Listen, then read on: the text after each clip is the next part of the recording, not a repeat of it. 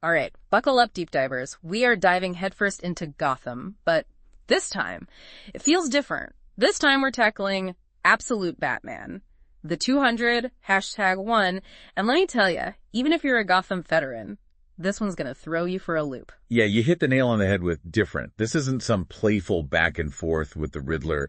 This is, well, the Gotham we see here, it's almost like it's already lost. It's heavy from page one. Like, there's this line early on, they straight up say, this isn't the semi-hopeful Gotham we're familiar with. This is a city teetering on the edge of oblivion. Give me chills, honestly. The art, though, forget the words for a sec. The art drags you into that oblivion. Everything's washed out like a faded newspaper clipping. And the shadows, they're everywhere, man. Even clinging to Batman himself, you just know something's really wrong. You almost expect that trench coat wearing narrator to pop up in a puff of cigarette smoke, right? It's got that whole film noir vibe down pat. And speaking of the shadows, Batman. He looks like he walked out of a nightmare and into an even worse one. Right. I mean, this isn't the sleek, agile Batman we're used to. This Batman is brutal. Armored up, all sharp angles and heavy steps. You said before this Gotham feels like it's lost, but looking at Batman, you got to wonder if he's lost something too, you know? This isn't the stealthy, agile guardian we're accustomed to. This Batman is a one-man army.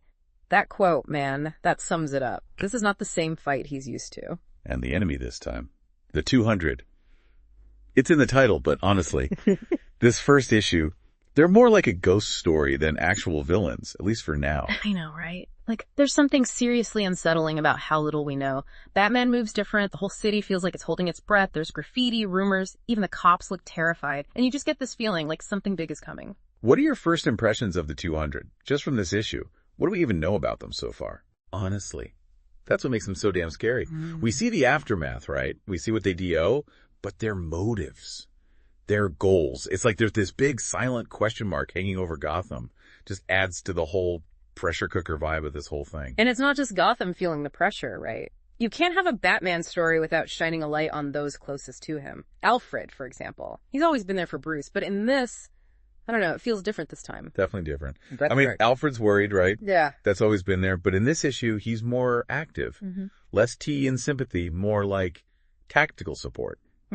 It's subtle, but you can tell he's walking a tightrope trying to help Batman without enabling whatever the hell is going on in Bruce's head right now. Yeah, it's like he sees this change in Bruce, this darkness, and he's almost desperate to hold on to who Batman used to be. And as if Alfred wasn't enough to deal with, we get Julia Pennyworth thrown into the mix, which, longtime fans, you know this name, but trust me, this ain't the Julia you remember. She is a wild card, full stop. One hell of an intelligence operative, but working those angles in the dark, you never know whose side she's really playing for. And the comic doesn't make it easy on you either. It's all whispers and hidden agendas with her.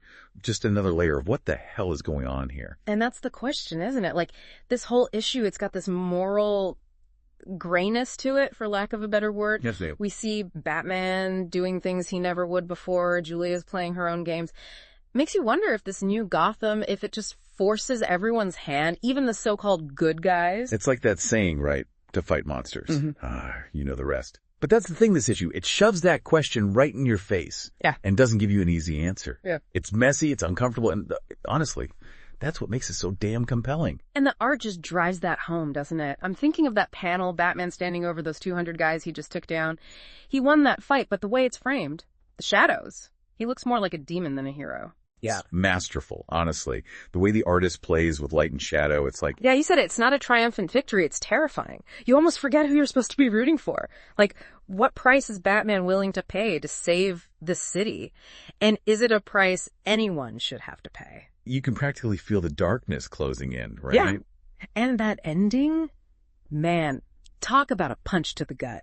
We're left with more questions than answers. Without spoiling anything, what'd you make of that final page?